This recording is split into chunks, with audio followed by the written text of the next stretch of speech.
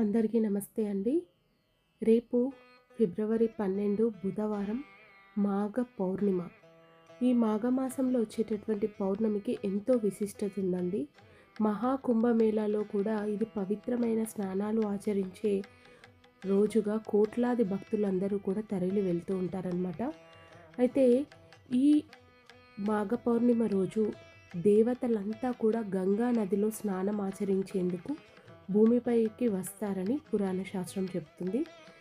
కాబట్టి అందరూ ఈరోజు వీలైన వాళ్ళందరూ కూడా నదీ స్నానం, సముద్ర స్నానం, బావి స్నానం ఇవన్నీ కూడా బ్రహ్మ ముహూర్తంలో చేస్తే మన శరీరంలో ఉన్నటువంటి ఆరోగ్యపరమైనటువంటి రుగ్మతలన్నీ కూడా తొలగిపోయి భక్తి శ్రద్ధలతో భగవంతుణ్ణి పూజించడం వల్ల మనం ఆర్థిక బాధలు తొలగి అష్టైశ్వర్యాలు సిద్ధిస్తాయని, అందులోనూ ఈ మాఘ పౌర్ణిమ నాడు బ్రహ్మ ముహూర్తంలో స్నానం చేసిన తర్వాత సూర్య భగవానికి ఆర్ఘ్యాన్ని సమర్పిస్తే ఖచ్చితంగా వాళ్ళకి ఆరోగ్యపరమైనటువంటి సమస్యలన్నీ కూడా తీరిపోతాయని చెప్తారు. ఈరోజు గంగా స్నానానికి చాలా ప్రాముఖ్యత ఉందండి. అందుకే అందరికీ కూడా గంగా స్నానం చేయడం సాధ్యపడకపోవచ్చు.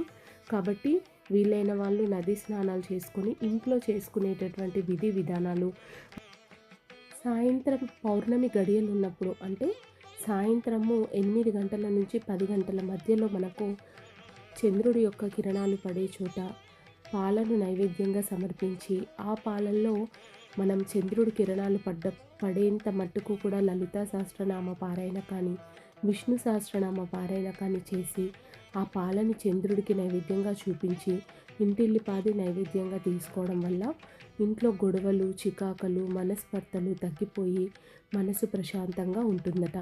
అంతేకాకుండా ఈరోజు చంద్రుడికి ఎవరైతే ఒక చిన్న వెండి పళ్ళెం ఉన్నా సరే దాంట్లో పాలను పోసి చక్కగా దీపం పెట్టి చంద్రుడికి హారతిని గనక ఇస్తే ముక్కోటి దేవతల యొక్క ఆశీర్వాదం లభిస్తుందని, అలాంటి చంద్రుడి కిరణాలు పడేట తులసి కోట కావచ్చు, బాల్కనీలో కావచ్చు, ఇలా పాలు చంద్రుడికి నైవేద్యంగా చూపించి క్షీరహారతిని కనుక సమర్పిస్తే ఆకాశంలో విహరిస్తున్నటువంటి ముక్కోటి దేవతల యొక్క ఆశీర్వాదం మనకు కలుగుతుందని పెద్దవాళ్ళు చెప్తూ ఉంటారు. అయితే ఈరోజు ముఖ్యంగా మాంసాహారాలకు దూరంగా ఉండాలి. అహింస అనేది చేయకూడదు. అలాగే నల్లటి వస్తువులను కూడా ధరించకూడదు. వీలైతే తెల్లటి పువ్వులు, తెల్లటి వస్త్రాలు మీ దగ్గర ఉంటే వెండి దీపాల్లో వెండి ప్రమిదల్లో దీపారాధన, వెండి ప్లేట్లో పాలు ఇస్తే కనుక చల్లదనం అని చెప్తారు.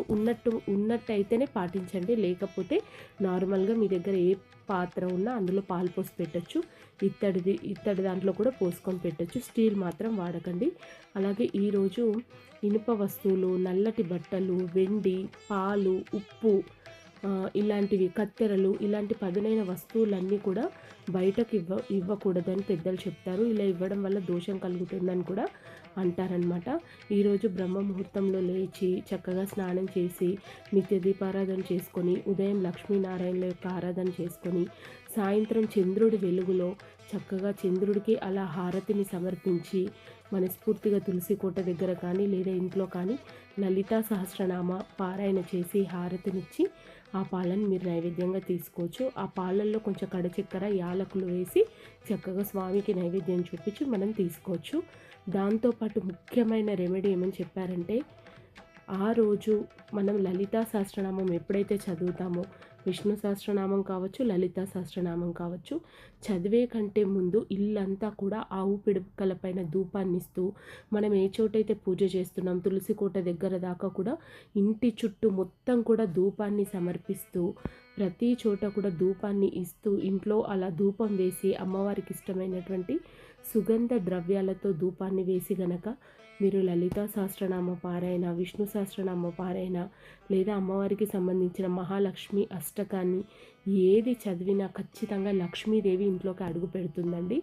చక్కగా ఫస్ట్ ఆవు పిడకను గట్టిగా మంచిగా బొగ్గులుంటే బొగ్గులు లేదా స్టవ్ పైన నిప్పుకలు బాగా వేసి కాల్చుకొని ఒక 3 లవంగాలు, ఒక 3 యాలకులు, అలాగే సుగంధ ద్రవ్యాలతో ఉన్నటువంటి గుగ్గిలం, సాంబ్రాణి ఈ పొడులన్నీ వేసి ఆవు పిడక పైన చక్కగా వాటిని వేసి దాంట్లో కొంచెం పసుపును కూడా వేయండి. పసుపు ఏంటంటే నరదృష్టిని తీసేస్తుందనమాట. ఆ పసుపును కూడా వేసి చక్కగా ఇల్లంతా కూడా మంచిగా ధూపాన్ని ఇచ్చి మనస్ఫూర్తిగా మీరు కంఠస్వరంతో మీకెంత ఓపిక ఉంటే అంత మీరు పారాయణ అనేది చేసుకోండి ఇంట్లో చేసుకునే వాళ్ళు. లేదు మాకు చంద్రుడి కిరణాలు పడుతున్నాయి, మేము పారాయణ చంద్రుడి దగ్గర చేసుకుంటామంటే మీరు ఎక్కడైతే బయట కూర్చుంటారో తులసి కోట దగ్గర అక్కడ కూడా ధూపం వేసుకొని చక్కగా లలితా సహస్రనామ పారాయణ కనుక చేస్తే ఆ లలితాదేవి యొక్క సంపూర్ణ అనుగ్రహం మనపైన మన కుటుంబం పైన ఉంటుంది. అంతేకాకుండా ఈరోజు ముఖ్యంగా మాఘ పౌర్ణిమ రోజు మీరు మీ ఇంటికి దగ్గరలో శివాలయం ఉన్నా, లేదు అంటే గణపతి ఆలయం ఉన్నా, లేదంటే అమ్మవారికి సంబంధించి ఏ ఆలయం ఉన్నా ఆవు పాలను కానీ ఆవు పెరుగును కానీ అభిషేక నిమిత్తం ఆ గుడిలో బ్రాహ్మణుడికి దానం ఇవ్వడం వల్ల అంతకు 10 రేట్లుగా మనకు సిరి సంపదలు కలిసి వస్తాయటండి. అందరూ ఏంటి దానాలు అని చెప్తూ ఉంటారు. మనకే ప్రాబ్లం ఉందని మీరు అనుకోవచ్చు. ఉన్నంతలో మనకు తోచినంత ఒక రూ. 20 పెరుగు కొనుక్కొని వెళ్ళి దానం ఇవ్వండి. ఒక రూ. 20 పాలు తీసుకువెళ్ళి దానం ఇవ్వండి. పౌర్ణమి రోజు పాలు పెరుగు గనక గుడిలో అభిషేకానికి మనం ఇస్తే విశేషమైన ఫలితం ఉంటుందండి. చక్కటి రిజల్ట్ అయితే మనకు కనిపిస్తుంది. సో ఈ చిట్కాలన్నీ పాటిస్తూ చక్కగా రేపు ఉదయం ఇంట్లో పూజ చేసుకొని సాయంత్రం పౌర్ణమి నీడల్లో మీరు చంద్రుడికి ఖచ్చితంగా హారతినైతే సమర్పించండి.